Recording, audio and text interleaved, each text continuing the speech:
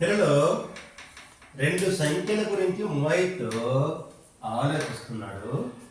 వాటి గరిష్ట సామాన్య గుణకం 6, కనిష్ట సామాన్య గుణకం 36. అందులో ఒక సంఖ్య 12 అయితే రెండవ సంఖ్య ఎంత? ఇలాంటి లెక్కలు ఇచ్చేటప్పుడు మనకి ఈ సూత్రం అనేది, ఈ ఫార్ములా అనేది మనకి జ్ఞాపకం ఉండాలి. మొదటి సంఖ్య ఇంటూ రెండవ సంఖ్య equal to కసాగు into గసాబా.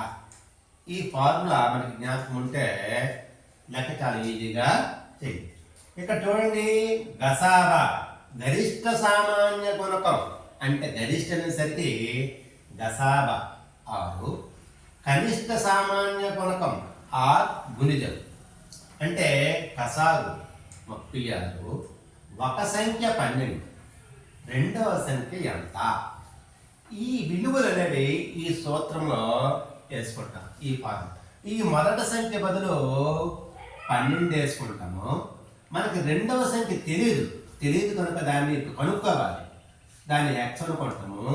Equal to కసాగు 36 ఇంటూ గసాబా 6.